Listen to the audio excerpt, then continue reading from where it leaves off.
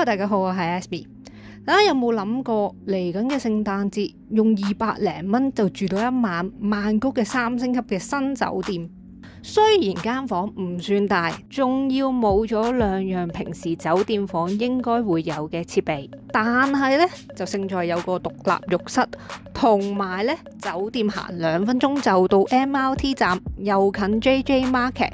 我今日開箱嘅酒店就係 Simple Stay 扎道扎。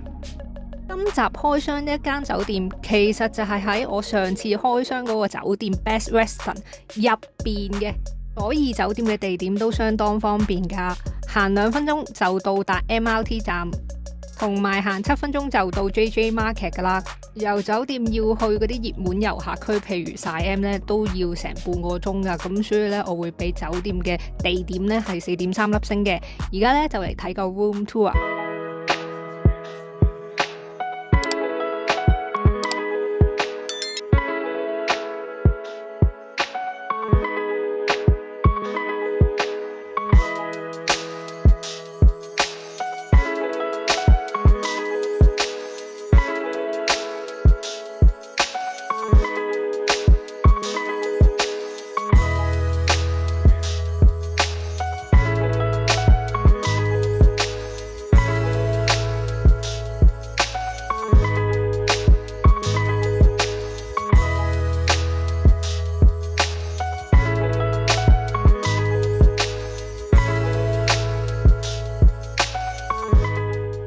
跟住咧就等我嚟介紹下酒店嘅設施配套啦。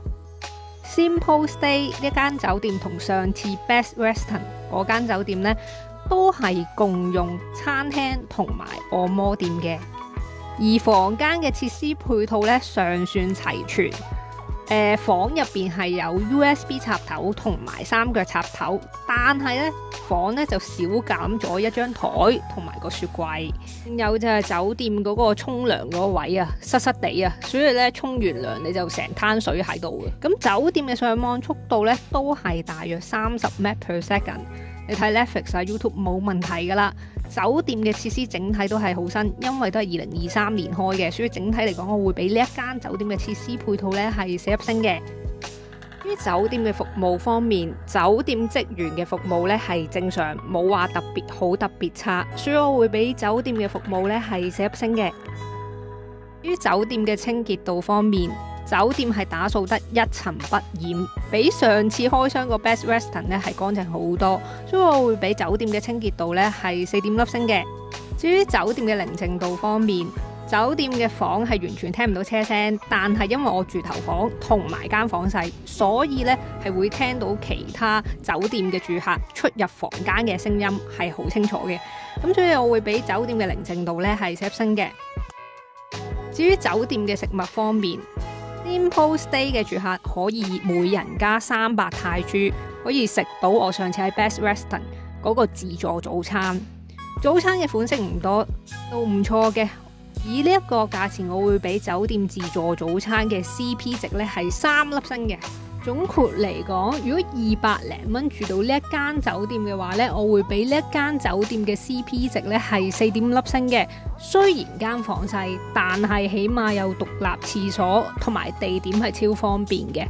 我之前呢200零蚊可以喺曼谷住到一晚呢，嗰間係右上角嗰間 hostel 嚟嘅。最後我想問下大家，如果大家行開 JJ Market， 你會唔會考慮住呢一間酒店，或者右上角開箱嗰條片 Best Western 嗰間酒店呢？如果有嘅話呢，你會考慮住 Best Western 定話呢一間酒店呢？歡迎大家喺下面留言話俾我聽嘅。老實同大家講，我老公呢就唔會陪我行 JJ Market 嘅，所以我自己去行 JJ Market 嘅話呢，我會揀翻住呢一間 Simple Stay 嘅。今條片係咁多啦，大家記得 Like、Subscribe、Comment 同埋撳埋個鐘仔，嚟緊仲有好多泰國片嘅，下條片見，拜拜。